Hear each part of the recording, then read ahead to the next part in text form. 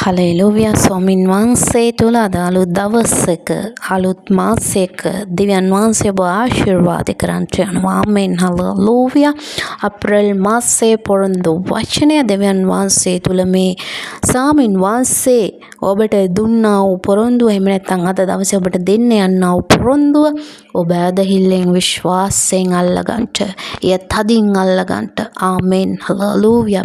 ඉතින් අද දවසේ ස්වාමින් වහන්සේගේ වචනය හේබ්‍රෙව් 10 වන පරිච්ඡේදයේ 23 වන පදයේ කියනවා, අපේ බලාපොරොත්තුවේ ප්‍රකාශ කිරීම චංචල නොවන පිණිස එය තදින් අල්ලාගෙන සිටිමු.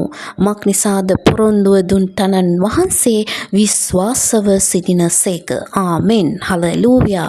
පොරොන්දුව දුන් තනන් වහන්සේ විශ්වාසවන්තව සිටින්ට බලාපොරොත්තුවේ ප්‍රකාශ කිරීම චංචල නොවන පිණිස තදින් අල්ලාගෙන සිටින්ට අපි කොමක්ද දෙවියන් වහන්සේ තුල සිටිය යුතුයි. උන්වහන්සේව විශ්වාසයෙන් අදහිල්ලෙන් උන්වහන්සේ තුළ ගමන් කළ යුතුයි.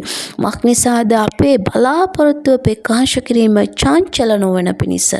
ඒ බලාපොරොත්තුව කඩා වැටෙන්නට නොදී, ඒ බලාපොරොත්තුව නැති නොකොට, ඒක විනාශ වෙන්න ඉඩ නොදී, ඒක යක්ෂයාට විනාශ කරන්න ඉඩ නොදී, ඒක තදින් අල්ලාගෙන සිටින්න අවශ්‍යයි.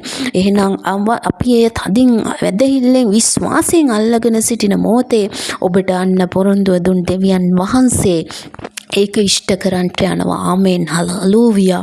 ඉතින් අපේ බලාපොරොත්තුව කවුද? දෙවියන් වහන්සේ. එහෙනම් ස්වාමින් වහන්සේ අපිට දුන්නු පොරොන්දුවක් ඇතනම් ඒක අනිවාර්යෙන් උන්වහන්සේ සුදුසු මොහොතේ සුදුසු ස්ථානයේ, එහෙනම් සුදුසු කාලයේදී ඒක ඉෂ්ට කරන්නා වූ දෙවියන් වහන්සේ. ඔබ විශ්වාසය කරන්න, ඇදහිල්ලෙන් සිටින්න. ස්වාමින් වහන්සේ ඔබේ බලාපොරොත්තුව ප්‍රකාරයටම උන්වහන්සේ ඔබට කරන්ට යනවා. ආමෙන්. හලෙලුයා. ඔබට පොරොන්දුව දුන් දෙවියන් වහන්සේ ඔබේ ජීවිතයේ හාස්කමක් කරන්ට යනවා. ආමෙන්. හලෙලුයා. ඔබ දෙවියන් වහන්සේට ඉඩ හරින්නේ නම් උන්වහන්සේ ඔබට දුන්නු පොරොන්දුව ඉෂ්ට කරන්ට, නැත්නම් ඔබ දෙවියන් වහන්සේ තුල අද අලුත් උන්වහන්සේගේ පොරොන්දුවක් ලබා ගන්නට උන්වහන්සේ තුල ඒක තදින් අල්ලගන්න ස්වාමින් වහන්සේ ඔබේ ජීවිතේ බලවත් දේ කරන්ට යනවා. ආමෙන්. හලෙලුයා. විශ්වාස කරන්න, විශ්වාස කරගෙන ඔබ ඇදහිල්ලෙන් සිටින්න ස්වාමින් වහන්සේ කෙරෙහි උන්වහන්සේ බලවත් දේ කරන්ට යනවා. ආමෙන්.